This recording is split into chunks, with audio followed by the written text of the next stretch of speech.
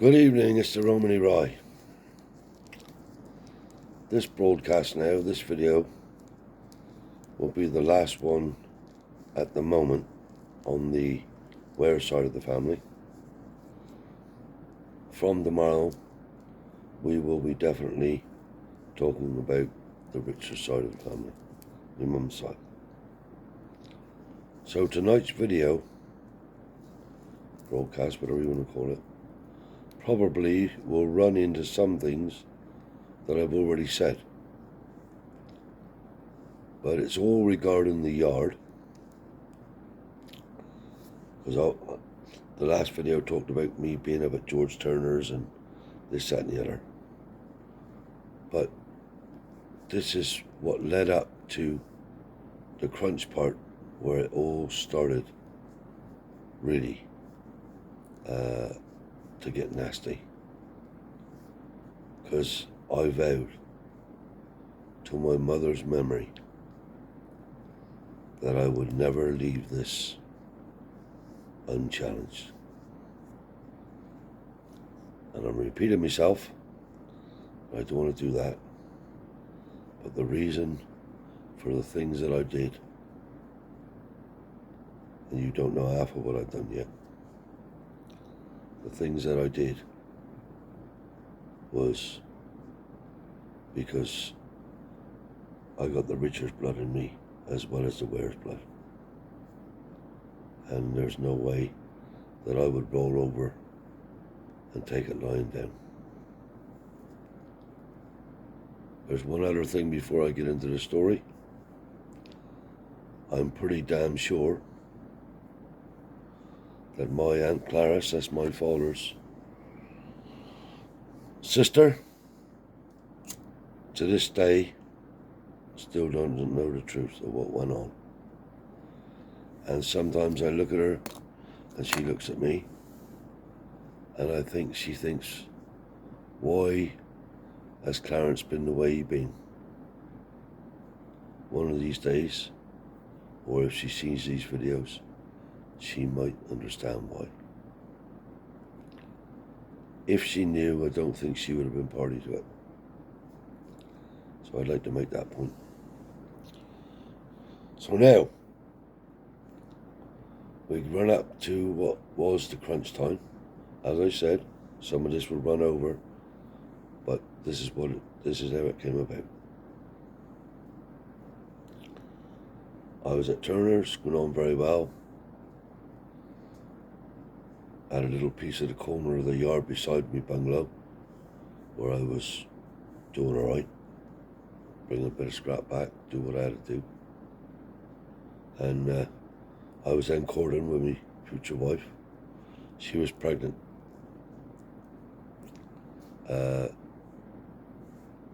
With Brian, my son.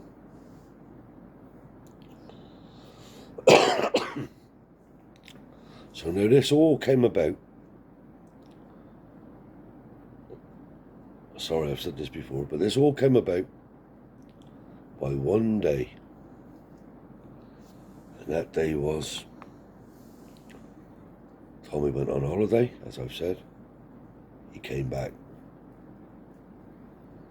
Donald Tanky was still working for Tommy Ware at the time. He goes down in the yard and there's about 10 skips of scrap tipped up there that come from Max Salver's. Max Salver's scrap was always mixed. Had a bit of light iron and pretty junky stuff. So he said to Donald, "Who's scrap? Where does this come from?" Donald simply said, "It's nothing to do with me, Tommy. Go up and see your mother. She knows all about it. She got the tickets, everything." That morning, it was me, Harry, he hadn't been there very long, my granny. Tommy come in the kitchen like a raving loony bin. "Whose scrap is that? Where did that come from?" So before Harry could pipe up, his mother piped up. Harry brought it in from Max Salver's. It's fucking rubbish. I want it out the yard. Get it out. Order the skips. I don't want it here. He and Harry now gets nerdy fighting his fucking mutinies up. I stood in between them, pushed Uncle Harry back out the way, and Tommy was there going on, fuck this, fuck that. Anyway, I said, that's all right. I said, don't worry about it. I said, I'll get the grab. I said, and I'll put it on my side of the yard. He said, you haven't got no side of the yard. To me. Harry said, hey? He said, you haven't got no side of the yard. And you told him yet, mother? Harry said to his mother, what the fuck have you done, mother? What have you done? She took off running. God is my witness, this is what happened. I was there. Remember, it was yesterday. It turned out she sold in the fucking yard. Now, Harry couldn't come back in that yard. Although he did, because there was fucking ructions all the time. But he had to go across Tommy Ware's yard to get to my bungalow. So, the thing that angers me about all of this is they solve their own conscience by saying they gave me the bungalow. If I'm wrong, people, please tell me.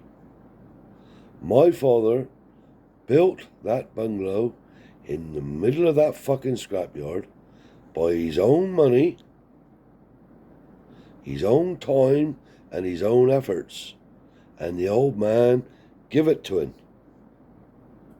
Fucking years previous. Me father built it. So they didn't give me anything because it was already mine.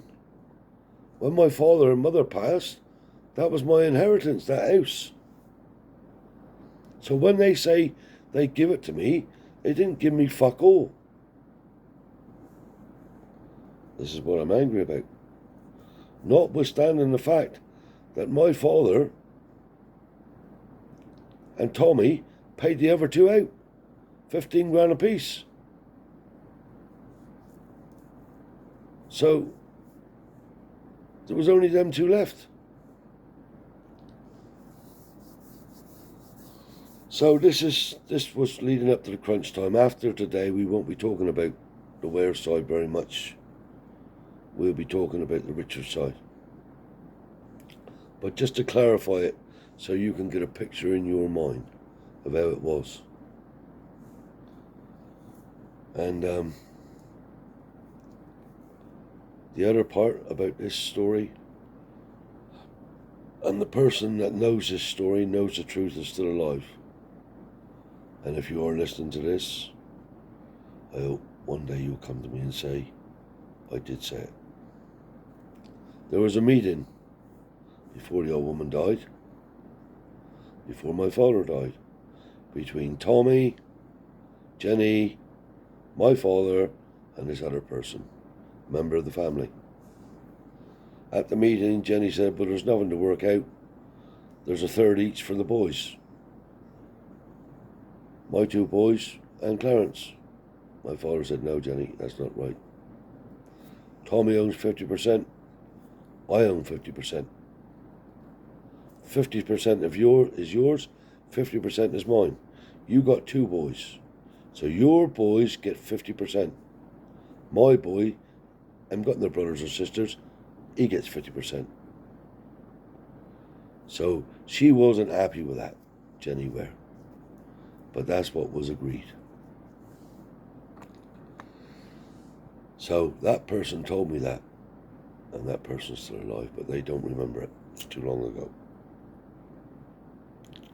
And they say it don't matter now. Well, no, perhaps it don't matter today. But you've got to realise one thing about me.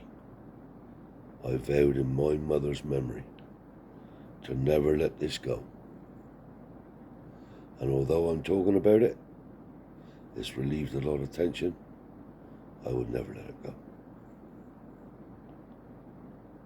Because as far as I was concerned, as far as I'm concerned now, That's where I belonged. That's where I belonged. And that's where I should have been. When the old woman died, they piled fucking piles of scrap. I got the photographs. I'll put them up to show you what they done. Piles of scrap right in front of the bungalow. Just to fucking drive me out. Walls up. Just drive me out. They didn't drive me out though. Because I fucked they up. But I vowed to do whatever I could to get back at them. And I think it's a bad thing to carry it. But I can solve my own conscience in my mother's memory. It's not something I let go. Can't do anything about it. And as I told you before, I'm just going over old ground the good Lord has sailed me through to here. With all the hardships that I've had to go through. So, I don't know, sometimes I don't think I'm as old as I am. It's just like it happened fucking yesterday. So, don't know.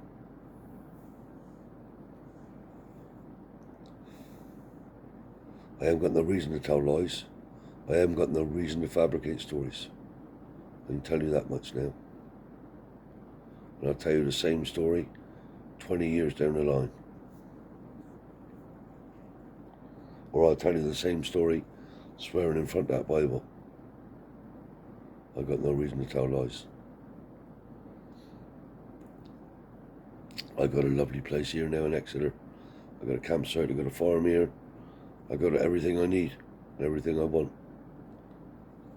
But the hurtful thing is, you see, is when you're born in a place and you've got the gypsy blood in you, that's what your heritage is, where you are, where you come from. It is for me anyway. So, it's been a long time, but it's still inside me. So the next episodes now are going to be about the richer side of the family, my mum's side. I might take you back over some old stories of when I was in my childhood, that's fair enough. But I want to cover my mother's side of the family now, because there's a lot of tragedy in that. A lot of tragedy. Children dying.